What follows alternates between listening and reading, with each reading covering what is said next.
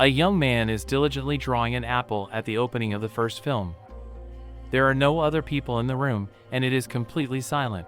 As he finishes, we see a sloppy sketch, hinting that he is not an expert. The man is startled as something moves within the locked cupboard. He approaches it with trepidation, believing it to be a mouse. But, to his surprise, an apple appeared out of nowhere. For a moment, the man is absolutely perplexed, but then he realizes that his sketch has truly come to life. To put his notion to the test, he picks a notebook and begins drawing a 100-yen bill. When he's finished, he goes to the cupboard. When he opens it, he discovers a 100-yen bill inside.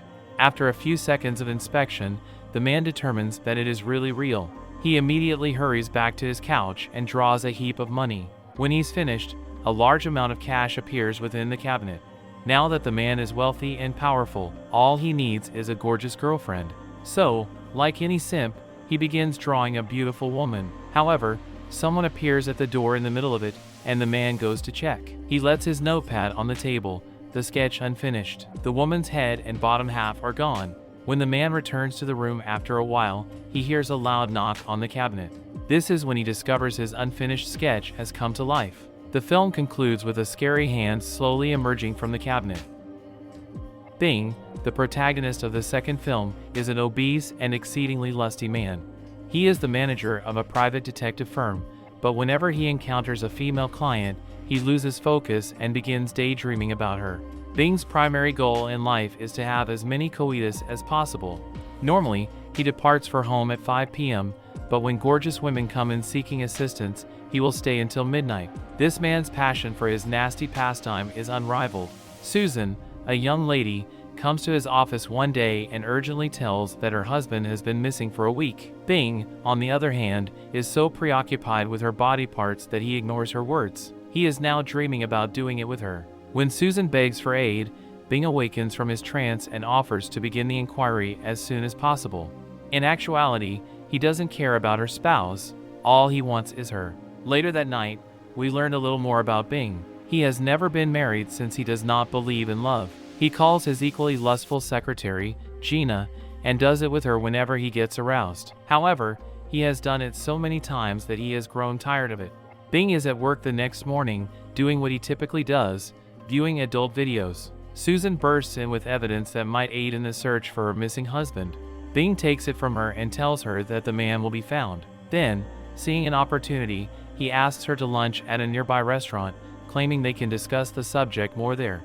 Susan, as one might assume, accepts without any thought. Soon later, Bing and his juniors travel to a location to examine the missing individual. He immediately becomes bored and decides to take a pee.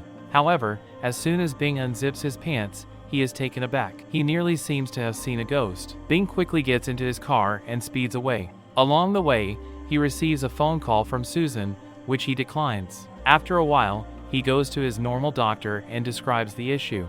Bing takes his trousers down, revealing that his manhood has shrunk significantly. Everything was well until this morning, but suddenly things are different. Unfortunately for Bing, the doctor is equally stunned and puzzled. He has never seen anything like this in his years of medical practice. So Bing takes the tablets and goes to bed that night. He even sets a camera nearby to see if something otherworldly is attempting to rob him of his masculinity. Unfortunately, when he awakens the next morning, he discovers that the situation has worsened. The male genitalia has shrunk much more. Bing, terrified by what he sees, excitedly attempts to get assistance. As a result, he goes on a rampage across the city, exposing his little manhood to everyone he meets. Bing displays it to a drugstore clerk, his office mates, and even random shoppers at the grocery. When nothing else works, he journeys to the Himalayas and seeks assistance at a monastery. One monk stands up and declares, "We can beat the evil out of it." This thrills Bing, who pushes the monks to begin the surgery. But all they do is beat him with sticks till he passes out. In the following situation, Bing returns to his doctor and pleads for a solution. His manhood is scarcely visible at this point. Unfortunately, the doctor claims that there is no solution for this dreadful sickness. All Bing can do is pray to God that it does not entirely vanish. Our overweight protagonist, on the other hand, is not about to give up his most valuable possession that simply.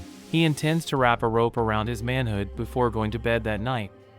Unfortunately, his secretary, Gina, comes into the room at the same time, looking for action.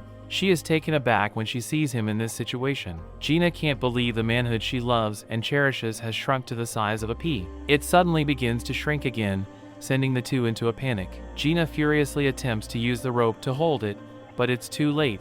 Bing's manhood has vanished into thin air, leaving him with nothing to live for. The film concludes with a despondent Gina leaving Bing's room, most likely because she is no longer interested in him.